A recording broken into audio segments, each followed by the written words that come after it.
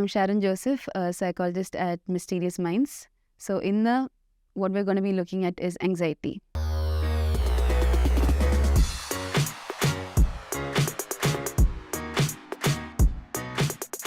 It is another mental illness that is quite prevalent both among the youth as well as the adults. In the youth and kids, നമുക്ക് കാണാൻ പറ്റും സ്കൂളിൽ stress വന്നു, anxious ആയി. Working parents or adults ആണെങ്കിൽ വർക്കിൽ stress വന്നു, anxious ആയി. So there is a clear demarcation between what stress is, what anxiety is, what fear is. And നമ്മുടെ common use of language, we mix all of that and we just say, I'm anxious. Now, when we talk about anxiety, anxiety is a negative emotional response. അതിന് side effects ആയിട്ട് wheel C physical manifestation ഉണ്ടായിരിക്കും, cognitive manifestation ഉണ്ടായിരിക്കും, psychological manifestation ഉണ്ടായിരിക്കും. When do we say somebody is anxious? It's because we look into the future, we're not aware what is happening, we're not sure എന്തിനെ പറ്റിയാണ് anxiety ഉള്ളത്, but it's a future-oriented emotion. I'm anxious about something. We don't have the facts whether it's going to work out or not, but I'm still anxious. But when we come to fear, it is a very present-oriented, emotion. Fear is in response to a stressor, or fear is in response to a stimuli. On the other hand, anxiety is a response to a vague, undefined stimuli. But fear, directly, if we have a problem, a threat, then you reacting is fear. But now when we are talking about, exams na patti pedia, naale endana enki nadakkan podanarilla, adine patti pedia. That is when we say it is an anxiety. That is not fear, that is anxiety. Fear is very present-oriented. Coming to different type of anxiety. Now, anxiety, it's just not restricted to that particular emotion or that particular situation. When we look into a diagnosis format, there are different types of anxiety depending on the time period, depending on how it is manifesting, depending on the symptoms, we have different types of anxiety. So most commonly, namku kaanana is generalized anxiety disorder. Coming to generalized anxiety disorder, you're scared about everything. You're anxious about everything. So, oru particular karya orthattalla pedi. An example of that would be somebody is always worrying about, okay, naale workil endu pattum. At the same time, you're worrying about, okay, veetil ellaru okay ano. Then you're thinking, okay, does my auntie have some illness? Is my kid going to be okay? The anxiety is not concentrated on one particular stimuli or aspect, but it's generalized. It's an overall, anxiety that something might happen. But we facts or we ask him to, give me proof that something like this might happen to your daughter, something like this might happen to your aunt. They will not have any proof. But it's a constant thought of something can happen, an impending doom. So we would also say it's a free-floating anxiety. This anxiety is like floating around all the domains and aspects of this person's life. You see, this can be manifested through many things. Anxiety, it's just not a negative emotion. It can come as being irritable. They can be irritated all the time. They can have, anger outbursts all the time. They can be psychologically thinking about so many things that is demeaning to them. About their behavior, about their, activities. So, anxiety, it manifests in different aspects or domains of the individual's life. So, how does, generalized anxiety come up? Something that we can look into is how we are brought up at home, because environment does play a very important role here. If a kochu sees their parents all the time being anxious about, okay, bill gettiyo, food undakiyo, or, okay, college pomma soolichu ponam. So they're always being anxious about one thing or the other. So there's a kind of learning that happens. The child grows up learning to be anxious, because what the child sees is, appe ammam eppudu anxious ah, eppudu endinengilum petti worried ah. So when that happens, they develop that sort of lifestyle where in the future they are also going to be anxious, solely because that is what they saw growing up. So environment plays a very important role when it comes to generalized anxiety especially.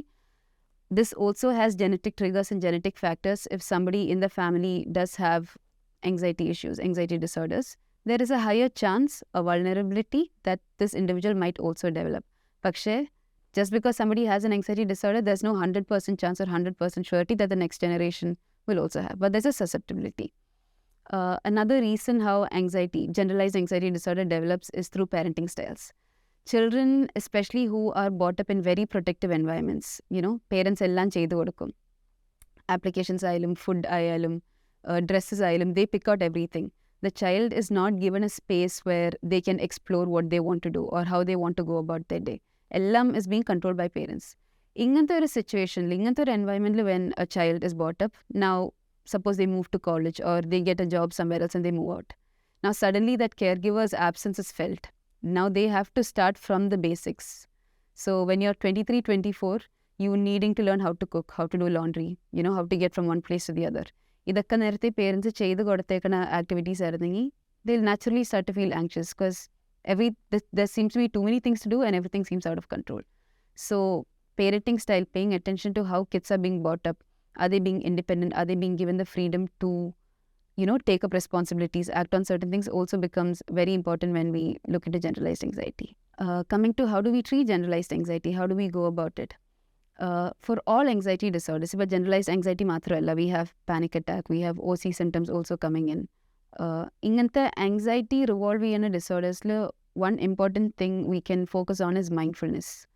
So mindfulness is the aspect of you being present in the moment. So all your 5 senses, all your thought, your cognition, all are involved with what is happening now, what you are doing now.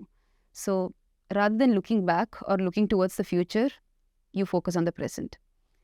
In the process of learning mindfulness and how to go about it, what we teach is to direct your thoughts back to the present. Now, if I'm studying or preparing for my exams, obviously my head will go to a place where, okay, naalo oru question vannu eniki kittiyillengilo, how do I answer that? But if I dwell on that thought of, okay, how is this question going to come? What is going to happen? I'm feeding into the anxiety.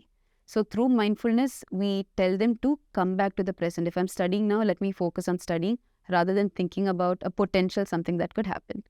So mindfulness becomes a very important tool, even with medications, even with other therapies. Mindfulness becomes an important tool to stay in the present. Appatanne anxiety in time will reduce a lot because we know anxiety is a future-oriented emotion. It's not talking about the present. Another important way in which we can manage anxiety definitely is through medications. Again, for that, getting tested, going through assessments with a certified clinician will help us gauge which level of anxiety are we in. Medicine avashyamundo, or can we do other therapies in reducing anxiety? Medications edukanathu is also good. If it is in a severe form, definitely bringing it down, therapy and medications will do the work. Coming to panic attacks. Panic attack or panic disorder. Panic attack is one, panic disorder is one. In panic attacks, there is a sudden anxiety that is coming in. നമുക്ക് anticipate ചെയ്യാൻ പറ്റുന്നില്ല എന്ത് കാരണമാണോ വന്നതെന്ന്. Later on, when we think back, we might be able to point out the triggers or the events that caused it. But in that moment, there is a sudden rush of, your heart might be beating a lot faster. You might be feeling a little nauseous. Your eyes might start to feel a little blurry. അങ്ങനെയൊക്കെ വരുമ്പോൾ the person will feel like, okay, I'm going to die. Everything's going out of my control. A doom of things are coming to an end will suddenly start to fall on them. So this is when we say panic attack is happening. Panic attack can manifest in different phobias also. If a social anxiety or they're scared to go in front of people, talk to people, they start sweating, they might feel like they're going to faint. Avadem panic attack can manifest. Or as having certain specific phobias, like you're either claustrophobic or crowd in adutha nikkumo, you feel you're out of breath, you can't escape. So different anxiety types can manifest and panic attack can also happen along with this. So if we know panic attacks have been happening and we don't know what the trigger is, then that is when it becomes a panic disorder. It is repetitive. It keeps happening again and again. So when panic disorder also comes, it is through diagnosis that we come to this conclusion. Randomly, onno rendo prasham, vanna we can't diagnose it as a panic attack or a panic disorder. There are certain symptoms that we need to look into and then we diagnose it as panic disorder. Again, medications do help here. To a large extent, we have SOS tablets that are usually given. Onnum cheyan pattillengi, even with therapy when we're working. But at that moment, you're so caught up in that, you can't get out of it. We do give tablets. Pashe allengil, there are therapies that we can go to for panic disorder and panic attacks. Again, types of that will be mindfulness, trying to focus on the present, bringing yourself back to the present, being in the present is one. There are a lot of breathing exercises that we look into so that we can ground the person. What happens when we are doing breathing exercises? Our body is starting to calm down. Anxiety, panic attack, all nadakumbo, our body starts racing a lot. Different aspects of our body starts increasing in intensity. And other way, we think we're in danger. Automatically, anxiety and panic attacks, evolutionary, when we look at it, is to mobilize the individual, is to get away from a threat, is to get away from something that is going to cause harm. But in our society, we are not living in a jungle. We don't have to run from animals. But the moment our, sympathetic nervous system gets activated, our body thinks we are in danger. So for the parasympathetic nervous system to activate, to calm ourselves down, we do engage in a lot of breathing exercises, a lot of grounding techniques, which will calm the person down. So if the grounding techniques work, and if with a little of cognitive restructuring we can, bring the thoughts to a positive reframing നടന്ന, we can definitely reduce how we work with anxiety, how we interact with a stressful situation. But if that does not work, or if we need a little support from medication, then definitely medication is also an option. So that is it about anxiety. So now we know what are the signs to look out for when we talk about anxiety. There are different types of anxiety disorders, and there are therapies to help you as well, but medication is also a factor when it comes to it. So rather than thinking onno rendo situation where I'm an anxious person or I have some sort of anxiety disorder, it is always good that you get tested through different assessments from a clinician and get a proper diagnosis before putting a label. So thank you. This is Sharon Joseph signing off.